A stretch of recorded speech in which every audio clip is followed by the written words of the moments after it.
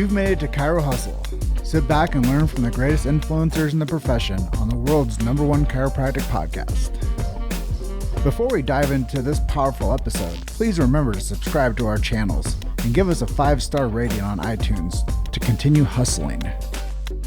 This episode is sponsored by Imaging Services, Chiro Health USA, Chiro Moguls, Chiropractic Rocks, True Weight Solutions, The 100-Year Lifestyle, Pure Chiro Notes, Titronics, Passive Practice Profits, BrainTap Technology, Sherman College of Chiropractic, SCED, Chiro Pro Accounting, A-Line, and Midwest Brain Health Technology. Let's hustle! Hey guys, welcome to episode 276 of the Chiro Hustle podcast. I am your co-host Luke Millette, and here's your host Jim Chester. So today we had the opportunity of interviewing Dr. Craig Hazel, and if you want to know more about protecting subluxation and X-ray in Canada, stay tuned. Welcome to another episode of the Chiro Hustle podcast. We have Craig Hazel coming in with us today from Canada, which is an international show, which is awesome. Luke and I are coming in from Grand Junction, Colorado, and this is episode 276. And before we get into this episode, Dr. Craig, welcome to the show. Hey guys, thank you so much for having me. This is fantastic. I'm truly honored to be a part of it. You know, it's a huge tapestry of the chiropractic message, and like I was saying off camera, your friends and family are going to get a chance to see a different side of you. The profession is going to be able to see what you've been working on. And yeah, I think it's really important. But before we get into some more, I guess, deep topics, let's touch on you a little bit first as the practitioner. And you got into chiropractic, and you've been practicing how long now? 17 years this June, this month. So yeah. 17 years. And let's turn back the dial to people a little bit. Let's turn a few pages back and let people know how you got into the beautiful profession and maybe a little bit what makes you unique in the chiropractic space. Okay. Well, my start was in 1997. After my final exam in university, I went downstairs into the gym. I started lifting some weights, felt a pop in my shoulder. Immediately couldn't lift my arm up past my waist, had this unrelenting pain shooting down my arm. At the time, I was the athletic therapist for the men's hockey team. And so I knew how to rehab shoulders. And so I started the process of trying to do some rehabilitation with it. After about 6 weeks, I got nowhere with it. I still couldn't lift my arm up past my waist. I had to pull my t-shirt on over one hand at a time. I got to talking to a friend of mine who said, well, why don't you try chiropractic? And I said, well, I don't have back pain. I don't have neck pain. Why would I go see a chiropractor? And he said, well, no, that's not what it's about. It's about making sure that those nerves that are sending signals down into your arm and into your shoulder, if they're not functioning properly, then you might have a problem that's just not going to resolve until you clear that obstruction. And so you should go see a chiropractor. I said, well, you know what? I'm in this field of athletic therapy, and I have an interest in sports medicine. So, I'll go check this out and see what it's about. So I went and saw the chiropractor, and I went through the initial exam, and I came back for the doctor's report, and I sat down and I listened to him talk about, innate intelligence and universal intelligence. And he talked about how the body is self-healing and self-regulating. You don't need medications. You don't need to take certain things for all these problems. And, it was kind of there philosophically in a lot of ways. But what was cool is after about 3 weeks of getting adjusted, I still couldn't lift my arm up past my waist. However, what I didn't tell the chiropractor was that I had been dealing with post-concussion syndrome for about 2.5 years up to that point. So I was having horrendous headaches every single day, taking 3 extra strength Advil every 4 or 5 hours, terrible sleep, having troubles with digesting food and just moodiness, couldn't concentrate, all of the hallmarks of concussion injuries. And for the first time in 2.5 years, I hadn't had a headache since that first adjustment that I received. And I was like, what is this? Like, what is going on? So I sat down, I made an appointment for the last appointment of the day, and I must have talked to him for about 2 hours. And we sat and talked again, a deeper dive on the philosophy of chiropractic and the nervous system and how to make sure that it's keeping it optimal and how to improve its function through the adjustment. And I said, you know what, man, I think this is what I want to do with my life. And from that moment on, I had redirected my pathway of my career to try to get into chiropractic school. And so I actually applied to the school in Toronto. I went in, and at that time they had an interview process that you had to go through. So I went into the interview and I spoke philosophy. I spoke innate intelligence. I spoke universal intelligence. I spoke about chiropractic. And guess what? I didn't get accepted. So at that point, I had a decision to make. It was like, either I'm going to continue to pursue this or I'm going to do something else. I went and worked at a friend's office who was holding a Kids Day International, and I went and helped out, and I was checking kids and doing posture checks and things like that. And I met this girl who was actually just a recent graduate of Parker, and she said, "You need to go check out Parker. I think that should be high on your list." And I said, "Well, I'm not going to the States." I think at the time the dollar exchange was $1.60 Canadian, so I was going to pay 60 points on the dollar to go to school. And of course, it was so far away from my home. I was like, I don't want to go down the States. She's like, "Listen, just go check it out. Like, do yourself a favor and just check it out." So I looked into it. I applied. I got conditionally accepted on a few things. And I kid you not, I think I got the last return flight from my town in Ottawa to Dallas for $199. I couldn't believe it. Like, my wife at the time, my girlfriend, we flew down together. And within 12 hours, she got offered 3 different jobs. She's a registered nurse. And, I met Fab Mancini. He came out of his office and he talked to me. He actually recognized and remembered parts of my application and he quoted them to me.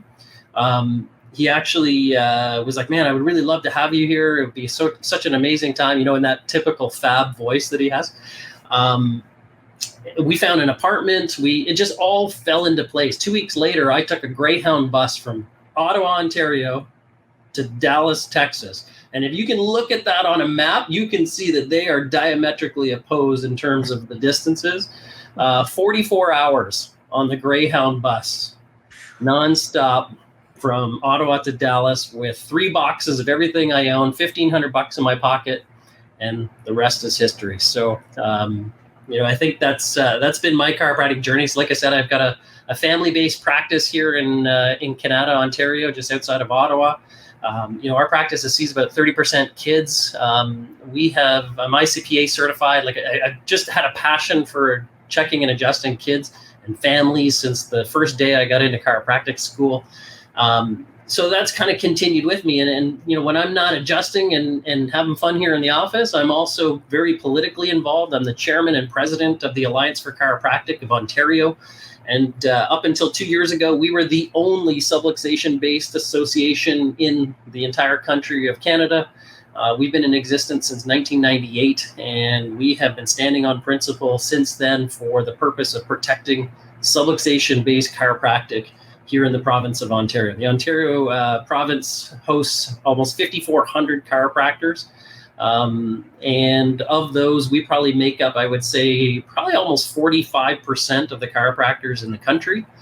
So we've got a really high population, right? Like a 14 million, I think, in the province. And then we've also got the highest number of chiropractors. So, we saw a need where some of the associations that were in existence, our provincial associations, were communicating a very MSK-based message that we just didn't want to continue down that path and communicate that concept of chiropractic. So a new organization was formed. So when I'm not adjusting and here in the office, I'm spending my time standing on principle politically and just continually working for chiropractic and the people that we serve in our community. So just making sure we protect the sacred trust. So we can get into that a little bit more later if you want. Absolutely. Listening to your message and your story, I think it's going to resonate with a lot of people. It's a journey. Yes. And, from coming into the chiropractic profession the way you did to where you stand today and what your belief system is and how you don't waver from that, I think is a massive truth to so many people out there that the principle can't be bought or sold. And the principle is the truth of chiropractic. And that's why the chiropractic profession stands alone and does what it does and changes people's lives. And it doesn't fit into the healthcare arena. That's why it's always been tried to be bought and manipulated. Chiropractic is a care of health system, and it actually cares for people's health. It's not a health care. And I think if you look at the positioning of what chiropractic is doing, it actually makes people feel better about life. And it's a life-giving resource. And it takes nothing away other than symptoms. And, chiropractic will always say, we don't cure anything, or we don't fix anything. The body heals itself. And I think that's one of the best things that people can start to understand is the body, like your headaches or Luke's headaches, when the body is remove subluxation. When we remove the subluxation from the body naturally responds, and it likes to feel good. Yeah. And that's just it, is the body likes to feel good. And if you have a tuned up nervous system and a tuned up immune system, then the body stays healthy, and it stays healthy naturally, which is all about the principle of chiropractic. Amen. Like I was, as a teenager, after I'd suffered what was then my 8th concussion and the post-concussion syndrome started, I started actually getting bronchitis 5 times a year and sinusitis 5 times a year. I actually went to my GP. It was the 3rd time I had seen them in 5 weeks, and I was continually dealing with this heavy bronchitis. And so at the 3rd visit, he looks at me and he goes, well, I'm just going to give you another antibiotic. We're going to give you something stronger this time and hope for the best. And I said, can I just ask you something? Like, why is it that I'm the one that's sick? My brother and my parents are not getting sick, but I'm the one that's sick. Like, if this was germs were making me sick, why weren't they getting sick? And he looked at me, he goes, I guess you just got the luck of the draw, the bad immune system, just tough luck, you just got to deal with it. And I sat there and I thought about it afterwards, and I thought, that doesn't make sense to me. Like, it doesn't, if what holds true as far as, these things causing people to get sick, then everybody should be sick that's around me. But the problem here is that I'm the only one that's sick, and there's something going on. And that's kind of when, that fortuitous 2 or 3 week kind of cycle when I met that chiropractor next was so pivotal, because it changed my whole perspective. And it was like, okay, pivot, new direction. We got to go. And we got to start to explore something of how I'm going to build health within my body rather than trying to manage it, treat it, cut, burn, fire, all those things. So you're right. Chiropractic is such a simple truth, right? Optimal spine and nervous system equals optimal health. And just making sure that keeping the body free of interference and allowing it to function unobstructed allows you to adapt at the highest level that you possibly can. And simple truth. And it's hard, I think, for some healthcare providers, in the other realm to really kind of see it as being so simple and so easy as that, right? It is. It's simplicity on the far side of complexity. There's no question. There's a lot that goes into delivering that adjustment. I love that analogy about the boat mechanic that goes in and he kind of tinkers with the end. He takes a look at the engine, and then he sends them a bill for $20,000 after hitting one piece with a hammer. And they're like, well, all you did was hit it with a hammer. He's like, yeah, but I knew exactly where to hit and what thing to do, right? So our message is so simple, right? And it doesn't have to be cloudy. It doesn't have to be made more complicated than it is. And I think some people just intellectually have such a hard time, it offends the mind. Like they cannot understand how simple chiropractic can truly be. So if someone else wanted to schedule more new patients into their office, what advice do you think you'd give them? You know what? I think the biggest thing right now is creating value. I think it's just a matter of being helpful, being, giving people information and insight, expanding their consciousness about what health is, where it comes from, how do they get it, how do they keep it. I think those are big and paramount. I think you can do that through so many social media chains these days. A lot of what kind of worked I would say it was interesting because if you think back to like the 90s, I think things were kind of autocratic at that point. Like there was some really strong, the doctor's reports, and I think those are powerful. And I think they're still absolutely instrumental. And those were like game changing as far as like shifting people's consciousnesses. But there was also the screenings and other stuff, and I think some of that stuff is kind of, I know here in Canada, it's kind of waned its purpose. But I think that social media presence can have a huge impact for getting connected with so many people for such a low cost, a big return on investment. I think that's a big thing. spending time, like one of the things I do is just spending time interacting with community people around me, whether it's on Instagram or whether it's Facebook, and going on and commenting or providing value on other people's messages and Facebook groups and other things, and just showing people that you're just a good, upstanding person that just wants to care and wants to help people. I think those are some big things. Of course, you can do ads and other things on social media. I think, again, those are pretty low cost things, but honestly, my practice, I'd say 85% of it is referral based, and it's just having a really pivotal, for me, it's been showing people how much we care, connecting with them at the highest level that we possibly can on day one, making things super easy and simple for them to get started in our office on day two. And I can't tell you, for the first time, and like, especially since I've kind of modified the way I do things in the last 4 or 5 years, I can't tell you how many people at the end of visit one just be like, I want to get this person in for a checkup, because everything, I just started thinking about all these people that, when you were talking about how the brain and the body have to be connected, and that these things can happen secondarily to what happens when we have a disconnect between that system, and that connection is no good. Yes, it takes some work and effort, but man, it is so fruitful when you're seeing the quality people. Everybody talks about having like an avatar and having those specific people. I think that's gold. I think it's fantastic, because I don't want to hang out with people I don't really like, but having more of the same people that you like and that want to be a part of your office, I think is huge. You can create blogs, you can create content that funnels people to your website. I've crafted my website such that it's not just like a message board with information, but it's more of a sales page that directs people to actually book an appointment. Like, if they're going to land on my website, the one thing I want them to do is book a consultation. Like, that's the nature of it. I don't want them to just read things and say, oh, that's great, thank you so much for that blog piece or that information on headaches. I want them to actually take action and get started with our office. So, I think having a good, strong website that has a sales funnel on it, making sure that you've got content and feedback that leads people to that website, I think is instrumental. You've made it to Chiro Hustle. Sit back and learn from the greatest influencers in the profession on the world's #1 chiropractic podcast.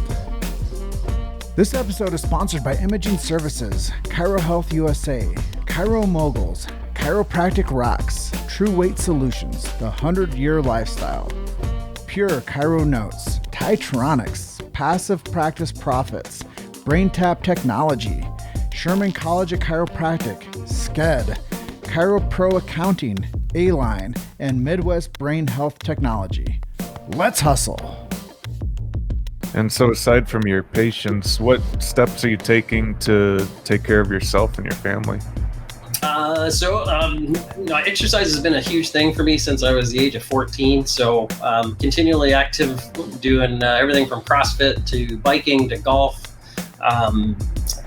play hockey in the winter, and actually in the summer too. My kids are heavily into competitive dance and hockey.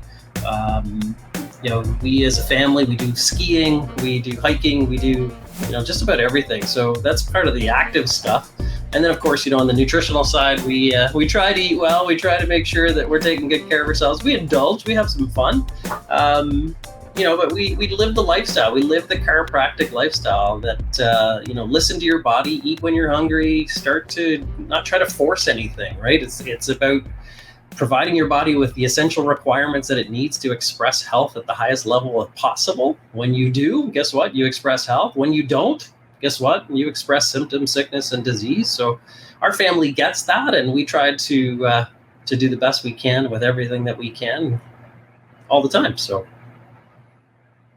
well, it's really cool to hear, the toolkit that you're using. I always call it eating your own cooking. And what you tell people to do, you should do yourself. Yeah. And being a testament to the care that you provide to others. I always like to hear the practitioners talk about what their hobbies and interests are and how they've learned how to live the chiropractic lifestyle within the paradigm of being the provider as well. So it's always really cool to hear. And I know that you were touching on earlier some stuff with being a little bit more political and standing up for subluxation based chiropractic. I know this wasn't like a part of our interview set, but I wanted to just kind of touch on that with you. Is why did you jump in and start standing up for not only imaging and X-ray and chiropractic, but staying strong within the philosophy and some of these terminologies like universal intelligence, subluxation, and innate intelligence? Like, I know that takes a huge thing to stand up for, but it's so, like we said, chiropractic, it's so simple. Yeah. What I think the thing that initiated my involvement, I got really sick and tired of people trying to redefine the profession of chiropractic. BJ and D-Day defined it for us 26 years ago. And the truth of the matter is that you can't define it. You can't redefine it. It is what it is, right? And I think it boggles my mind that there's many within the profession that want to redefine it to something that's already in existence. And I think even if we just separate kind of the philosophy of chiropractic for a second, and we look at it from a business, financial, economical situation, right? You can obtain more market share by becoming more the same as every other practitioner that's out there. If you look up practitioners that treat back pain, there might be 16 or 17 of them in my local community that manage and treat back pain and neck pain. And I don't think that's where chiropractic's niche is going to be, because if you become more the same as some other profession, one of you is obsolete, and guess what? One of you is going to get tossed out. And I think it's pretty clear as far as what we've been seeing here in Canada is that the two different schools that teach I'd say lowercase chiropractic, are really teaching this kind of MSK-based, evidence-based model of care delivery that looks, smells, and tastes exactly like physical therapy. Kids are coming out of school afraid to adjust cervical spines. There's kids coming out of school that have never adjusted the spine. They yearn to get connected to the clinician that does ART. They want to learn how to do Graston technique. And I'm not saying there's anything wrong with any of those things. However, the thing that I think is missing within the chiropractic profession, and en masse, is a mastering of the chiropractic adjustment and how they deliver the adjustment, how they analyze the spine and nervous system, knowing where and when to adjust, and then making a specific chiropractic adjustment to the spine and nervous system to facilitate that body to start to function at a higher level. And so the things that got me passionate about getting involved was seeing this direction that the profession was starting to move in, and then starting to see some of these people that are running the show starting to dictate how I can practice, where I would never tell them how to practice, but they're trying to tell me that I can't use radiographs for spinal imaging and for assessment and objective indicators. Better objective indicators means better clinical outcomes, plain and simple. And so we see things that are going on in like British Columbia, and they're trying to remove the chiropractor's ability to use pre and post X-rays, routine X-rays, X-rays for anything less than red flags. Like, it's all just fear-based chiropractic. And I think that, sadly, we have to stand up.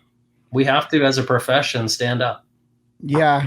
I don't want to put chiropractic in like another position of having to like stand up, but let's just talk another profession. And if you remove X-rays from a dental practitioner, Yep. What does that do to that dental practice?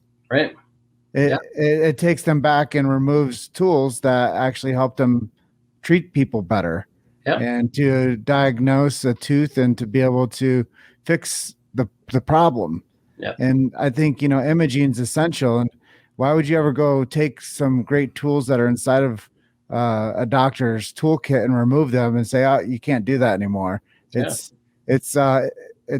makes zero sense for getting the outcome that we want for people, is to get better and to give the doctor all the necessity of doing no harm, and to be able to see what's going on rather than guessing with what's going on. So I think what you're doing with in Ontario is super important, and what they're going through right now in BC, we just have to continuously support them and hold the line, and not put it in sand anymore. Put it in concrete, and like you don't cross this, and it's not going away. And if you guys want to create something new, cool. Don't call it chiropractic though. Like go do your own thing, but it's not chiropractic, and we'll carry on with our philosophy and science and art, and you guys can do what you want to and remove all the good stuff from those schools, but don't call them chiro schools anymore either, please. Yeah. Like 100%. What we come to. Absolutely. So I know you said you like to work with families and kids. Mm-hmm. What do you do like to stay connected to your local community? And do you have any like, anything that others might learn from you that you could share? So we do actually webinars quite almost every week here in our office. So we connect to our community that way. So we actually put it out to the public to check in and listen to us share the message of some of the lifestyle based stuff, eat, move, and think by design. But then we also, in every single aspect, talk about the importance of power by design, which is making sure that you've got a proper brain body connection, making sure that your nervous system is functioning, because all of that is well and good. But if your nervous system is not functioning optimally, you're going to always have a ceiling as far as how healthy you can possibly be. So that's one way. But then I also personally get involved with a lot of coaching, whether it's our kids' activities and sports. So I connect with a lot of families and a lot of parents that way. We do, obviously through our social media channels, try to, again, provide value and try to be helpful within the community that way.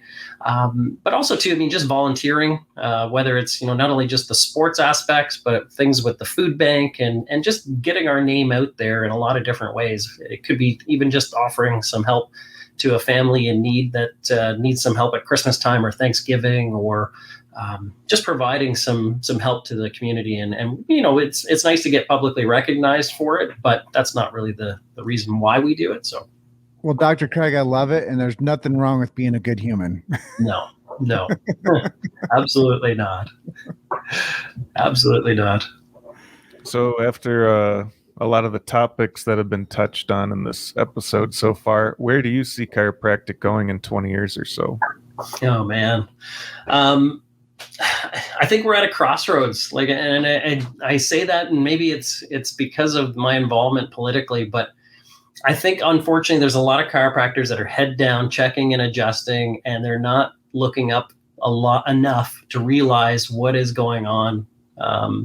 They're not getting involved. And Patrick Gentempo is a dear mentor of mine. He told me years ago, he's like, it's not a matter of if you'll get involved in politics. It's just a matter of when. Like, at any moment, any of us have to get involved in some aspect and start to protect what is right within the profession. So, in 20 years, I think we've got a choice to be made. I think we either have to decide to simplify and unify a message that, I drew this up for us at a conference that we held 3 or 4 years ago. And it's like a big Venn diagram.